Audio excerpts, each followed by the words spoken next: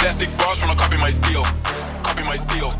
Face the fact that ain't no cap, I'm real. And welcome back to the Early Bird Special. I'm Chris Burdick. That's Sparky, and it is Wreck the Waiver Wire time. Do that again. Wreck your waiver wire time here on Tuesdays. Sparky, before we get into this, though, as a Dolphins fan, I haven't gotten to see you since last night's game. It is Tuesday after Miami's defeat to the Tennessee Titans. And I know you got something to say right now, real quick, to air out for the Well, Dolphin faithful. I'm a longtime Dolphin fan. I'm not going nowhere. They couldn't kick me out of that fan base if they wanted to, but Yeah. Jesus Christ, man. Mike McDaniel, you got to get your shit together, man. You can't be linked into Tua. You got to change up that offense. And those play calling, man, we were calling it at home like it's 4th and inches. We're running right down the middle, no problem. But you can constantly force it to the side with these sweeps.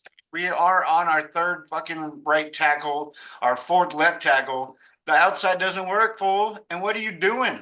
I mean, you got to live by your offense. I understand that. But Tua's gone for a month or so.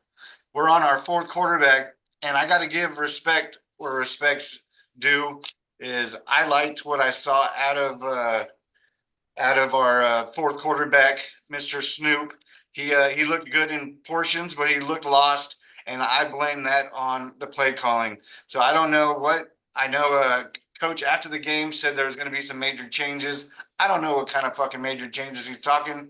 I did hear some rumors that with Rice out in Kansas City, that there's already been talk with discussing what it would take to trade Tyreek back to Kansas City, which I don't see that happening, especially with that contract extension he just got, and Kansas City's not going to pay that.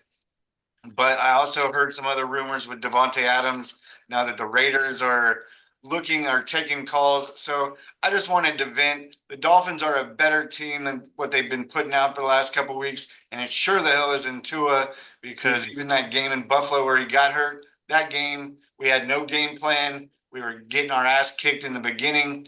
And the sad thing is people like longtime Dolphin fans are looking at the schedule. You know, Tua is able to come back in 2 weeks after a bye week, and they would play Arizona on that game. Health But permitting. look a little deeper in that schedule. The next week after Arizona, we're in Buffalo. So you really want to put Tua into that shit with no game plan again, coach? Or I don't know what it's going to be, if it's going to be an offensive line that he addresses. But, I mean, considering Huntley has only been here for 13 days, he looked a lot better than Skyler and Boyle put together. But you can't put that all on Tua, because there's too much skills, whether you put Waddle, Tyreek, Odell Beckham is supposed to be back on this roster this week. Bradley Chubb is supposed to be back in the roster this week. So I just wanted to throw that out there. Let's get to fantasy, because that is what is keeping me watching football this season. Jesus Christ. It has been a really rough season for y'all, man. I am so sorry. Fantasy football wise, I mean, I'm in 6 leagues. I'm 3-1 in 3 of them, and I'm 0-4 in others. And surprisingly, the 0-4 teams, I thought, paper-wise, I looked at a better roster on paper. So, when I had Patrick Mahomes and Kelsey, I was like, yeah, my team's looking all right. No. Not even close. Fantasy-wise, it's garbage. And Josh Jacobs, it's hit and miss with this guy. But this is our Wreckham waiver wire day, Tuesday, thanks to Earthman. So I'm going to start off with quarterback. If you're a guy like me that has had a Patrick Mahomes and then had a dip in with Carr a couple weeks ago, and he was garbage when I started him, I'm going to go reaching, and I'm going to go with Geno this week. Geno with rostered at 20% in most fantasy leagues.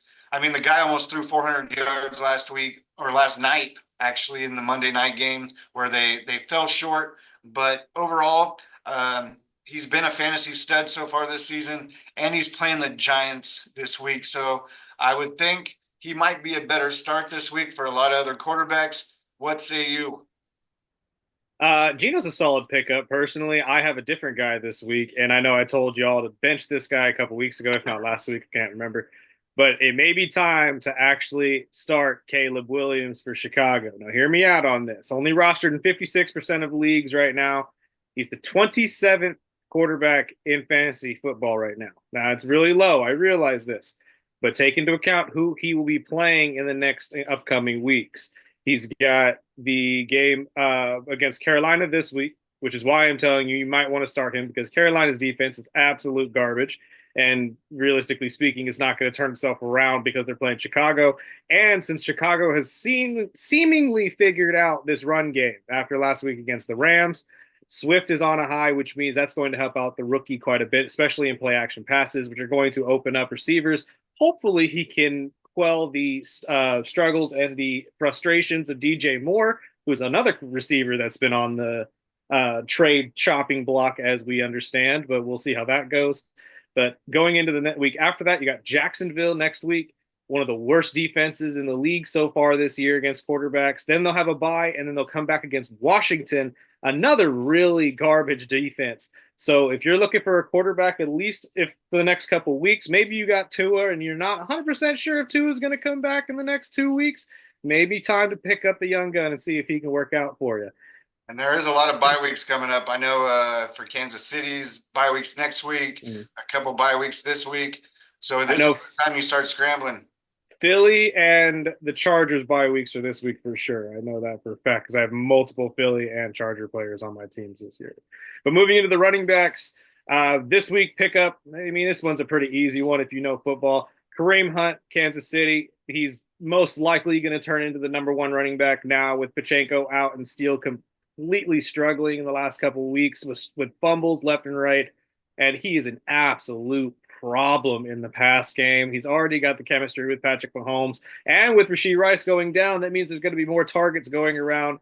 And Kareem Hunt, don't think they're all going to go to Travis Kelce. Trust me, some are going to go to him as well. So I would expect him to have a major upkeep. Again, only rostered in 18% of leagues right now. So jump on him now while you can before Pacheco comes back, because once Pacheco comes back, he will most likely go back down to more of a running back 2, maybe a bench running back to hold on every so often occasions. They'll be taking on the Saints on Monday, which traditionally is a pretty good day for the Chiefs. That should be a hell of a game, too. I'm going to go deep into the free agent wire. Running back Bucky Irving for Tampa. They are playing early this week against Atlanta on Thursday night. 26% rostered, but I'm just looking at this one. You don't have to pick him up this week to start him, but it might be a good hidden gem. You know, just in the last 2 weeks, he's had double digits in fantasy. And it seems like last week what the coach was saying that, you know, he wasn't going to change running back starters yet. But this last week, it was 60-40 with Irving. So it looked like Irving's going to start getting some more touches. He did score 2 touchdowns this last weekend. So that one is just a deeper one that you might want to pick up and maybe save your ass later in the season. And going over to receiver, I was going to bring up that receiver you talked about last week, which if you picked up or listened to Burdick last week, that was a hell of a pickup because he's had double digits every goddamn week. Yeah, he plays for the Giants, but he's getting the targets. But I'm going to go differently. I'm going to go with Josh Downs for the Colts. He's playing Jacksonville this week after missing the first 2 weeks of the football season with an injury. He's another one that's at the bottom of those waiver wires. If you're like me, you like to look at, you know, the schedule and the upcoming matchups that they'll have and the targets that he's going to get. I like this guy. He had 12 targets this last week, the first game that he was back full participant all week. And I think that one is going to be a score. Now that Flacco is playing, I don't know how long Richardson will be out, but Downs had a ton of targets, and they are playing Jacksonville this week. So that secondary has been beat up. I would definitely take a flyer on Downs. That actually was one guy I had my eye on myself, but the one that I have actually chosen for this week, hailing out of Green Bay, since Christian Watson will most likely be out for long term with a high ankle sprain. Dontavion Wicks, he's only rostered in 2.6% of rosters. Now, for good reason, he's barely gotten any touches outside of week 2, where he had a handful and probably about 8 points. But this last week, hear me out on this, 13 targets, only caught 5 of them for 78 yards and 2 touchdowns 3 red zone targets, which means Jordan has faith in this guy. He likes to throw to him, and he will continue to do so, even if these continued targets don't result in catches very often. And if Christian Watson's going to go down, that's going to be automatic points for you. So, in my personal opinion, Wicks might be a solid pickup, especially since he is not rostered in a vast majority of people's rosters this year. Well, sticking with Green Bay over to tight end, this guy is rostered 1% in all fantasy, and I am talking about Tucker Kraft. This guy is usually, he wasn't looked as a starting, tight end one in Green Bay, but dude, he's got twice as many routes ran and targets, 17-7. The pecking order has never been more clear that this guy, week 4, with Jordan Love targeted Kraft 9 times. Mm-hmm. So that's another one with Watson out. Jordan Love's going to look at, different receivers or tight ends. And if anyone knows, Green Bay likes to play with those tight ends. Mm-hmm. And, with Jacobs, running that backfield, sometimes he's hit and miss. I know. Trust me, I have him in a couple leagues, and I thought that was going to be my steal. But with Jordan Love back, I mean, he didn't look 100% last week, but I would think with the week of practice, I think that I would back up Burdick with Wicks. That was another guy I was looking at. But if you are looking at tight ends, or you're like me that has Goddard on a bye, I would definitely pick this guy up, and you could put him at the bottom of your waiver because not a lot of people are looking at this guy. You know what? That's actually funny you bring this up, Sparky, because you beat me to it. Tucker is actually my surprise of the week this week. Like you said, less than 2% of people have him in their leagues. And hear me out on this. They're playing the Rams. And if anybody knows the Rams, as much as they have homers here in California, the Rams defense has a great front seven when it comes to run protection. But when it comes to pass protection, especially in the linebackers, they are slow. And they're notoriously slow and have been for the last couple of years. And the tight ends in Green Bay are sneaky good. This is not a breakout year for Tucker Kraft. Tucker Kraft has been here since he's been a rookie. He has been good since he's been a rookie. He's been a solid fantasy tight end as well. It's actually very shocking to me that not more people have him on their rosters, but especially with the struggles that we've had at tight end this year. If you are a Kyle Pitts owner, from last week, absolute zeros across the board. But that is what it is when you're playing with Atlanta's tight end. And I have to agree with you, Sparky. I mean, 9 targets from last week. I mean, obviously, there's only going to be a certain amount of throws to go around here. But going against the Rams this week in that weak secondary, it looks like the Green Bay Packers could be poised for a pretty damn good game. I had a bunch of people text me this last week. What the fuck is up with Pitts? I'm like, dude, it's not just Pitts. It's a lot of these. It's the game plan, baby. I'm telling you. And as a Falcons fan, don't get me wrong. Nobody is frustrated about Kyle Pitts' lack of play or a production in play, as it were, as we are as fans. However, it's just the way the game is played, man. He's at a really weird part in his career. They're getting him the ball still. Calm down. It's just a really bad game. Well, defensive-wise, I got another defense. I'm going to go with the Seahawks this week. They got the Giants. They've got a 20% rostered rate. And New York has one of the lowest scoring offenses in the league. Even when Neighbors is going off, that's the only motherfucker going off. So if you're a guy that listened to me or went with the stinky ass Dolphins last week, I mean, luckily their defense had a couple turnovers and you got, 10, 12 points. And that's what, you should be happy with for a defense. But if you're looking for an upside this week, I would personally push you to pick up Seattle against the Giants. It's in Seattle. It should be a loud home game for Seattle, and they should be coming up pissed after this last night's loss. And then we'll go over, do you have a defense? I do. Yeah, I have one defense for you to look at, and I'm actually going to have to eat crow my damn self in a different way because I told you to bench these guys last week, and they came out and won the damn game for them. So the Denver Broncos defense is legit. I'm going to eat crow. They absolutely destroyed the New York Jets last week, won them the game because we all know it wasn't Denver's offense to win them anything. And to be honest here, 42% rostered, and they're the number 2 defense in fantasy football. That's ridiculous. They score every single week. They've had 20 points in the last 2 weeks alone. I mean, and they're playing the Raiders this week at home. So come on, they're gonna eat people alive on that Raiders offense, and it's just gonna be a solid 20 to 25 point pickup for you. So at this point right now, I say ride the hot hand in Denver. I like that one, and I played football my whole life. and I've watched it my whole life. I had never seen a quarterback with 7 completions at halftime with negative yards. And that award goes to Bo Nix. And however way they pulled out that win, I didn't get to watch that game, but congratulations, because I always like it when the Jets lose, I have a especially soft when spot. Rodgers is playing. I have a soft spot for these young quarterbacks because it's hard. It's hard to play in this league, and to be thrown into a situation like Denver is not easy. So Bo it's all learning, and it's all growing pains, but this is a lot of pain. Well, when Like, it comes to our dump of the week or somebody to cut or bench, I'm going to make it real easy. If you have Tyreek Hill, if you have Jalen Waddle, if you have Mostert, if you have the Dolphins defense, I'm at the point you bench those motherfuckers until they give you a reason to start them. And I'm just going to say that I feel bad for a lot of people. I have people text me, oh, I started Tyreek. Blah, blah, blah. Well, of course you started Tyreek. He was your first pick. mm-hmm. But at this point, until McDaniel pulls his head out his ass, they're playing New England. They should have had 40 points last night against Tennessee, but they got New England. It's going to be a division tough game. And then they got the Colts next week, and then they'll have a bye week. So personally, I would rest those guys for the next 3 weeks and see what happens when Tua comes back here in a month. If you, I mean, Sorry, or you could I'm look to gonna trade go. Tyreek. You could try to look to trade Tyreek, but I mean that is what it is, brother. That he might be feeling a little bit salty from last night, but you got to take what it is when it comes to fantasy football. Personally, Mhm. I got 3 people to not necessarily drop, but at least bench for the week.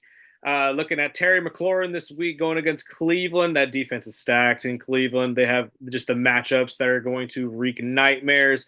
And although Jaden Daniels is on a historic rookie run right now in terms of passing percentages, Terry really hasn't been on the receiving end of a whole ton of that. And he's going to be locked up one-on-one with some of the best corners in the league. So I say look out for Terry this week. Zach Moss, Cincinnati running back, going against Baltimore, the number 3 defense against running backs. That's not going to be a very good time for him. Now, Moss has been pretty consistent throughout the year, but he's only been consistent against teams that are lackluster, like the Patriots, the Panthers, and I believe it was Washington was the 3rd game. The only other game they played was against the Kansas City Chiefs, in which he only got 6 points. And going against a competitor like the Baltimore Ravens, I'd expect that to be about the same, if not worse. And then number 1 on mine, stay away from this kid, at least for right now. And I don't mean that because he's bad, because he's actually a great tight end in real life, but fantasy football wise, he is an absolute stinker. Dalton Kincaid of Buffalo, he gets solid amount of targets. Don't get me wrong, but each and every one of those targets do not go for very many yards, about 5 to 10, if any, and he will only get you about 6 points. So he'll be a solid bench tight end for you if you need one, or a backup if you're like Sparky here, who needs somebody to fill in for Dallas Goedert. But in my personal opinion, it may be time to bench Kincaid until he has that breakout game and shows that he can be that number 1 tight end for you in fantasy football.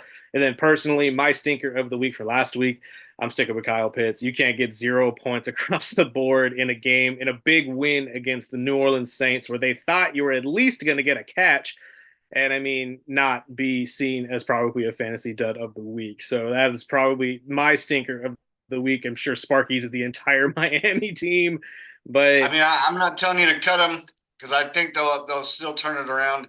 But like I said in you the could beginning, get. I'm just saying, you could try to trade Tyreek for something good right now. I mean, we've always said, man, you don't trade them when they're low. You trade them when they're hot. So I would wait if you're gonna even try to trade them. Trade him when he scores 3 touchdowns and 2 his return, and then trade what you can get. But right now, you're gonna get jack shit for him if you try to trade him now. fair And enough. one other thing I'm going to say is I had a question text in while we were recording, so I'm going to bounce this one off you so I don't take the blame for it. Oh But this Lord. guy wants to know, do you start Sam Darnold against the Jets this week, or do you feel better about starting CJ Stroud against Buffalo? See, okay, I was looking at Sam Darnold this week, but he is the number 2 quarterback in terms of points in fantasy football, at least in the NFL leagues. I can't speak for ESPN leagues, which all of these are all stats and rankings are obviously based on NFL leagues because that's where we get most of our information from. Um, Personally, I don't like the matchup with the New York Jets when it comes to the Minnesota Vikings. I think that's a pretty rough matchup for them. Sauce Gardner against Jet is going to be really fun to watch, but it's also going to limit Sam and who he can throw to regularly. I love Jordan Addison, but he is not necessarily back fully from that injury I feel that he had early in the season. So he's kind of, if he's even playing, and it's just going to be a really rough game, I think, for the Minnesota Vikings, potentially being their first loss of the year. And I think the safer pick will always be CJ Stroud, because CJ Stroud has yet to show anybody that he is not who we believe he is. He is still that quarterback from last year. He's still putting up numbers. And to be honest with you, Houston still looks like the scariest team in the AFC South. So it'd be really hard for me to not choose CJ, even though they're playing a team like Buffalo, because Buffalo's defense is still pretty damn solid for losing a lot of pieces. But they did get dinged up quite a bit, actually, now I think about it, this past weekend against Baltimore too. So God only knows. It depends if maybe Taylor Rapp is out long term, but I would stick with CJ. I think CJ is probably the safer pick overall. Well, you heard it. You said it right there. Take CJ. But enjoy your weekend. We'll be back this weekend for a recap of Bad Blood, which I'm going to close my ears because I didn't watch Raw yet. But enjoy your weekend. Find us on Instagram, Facebook, and we got some exciting stuff coming up in the near future. So keep it tuned, and hope your team is better than my fucking Dolphins. Peace. Peace out.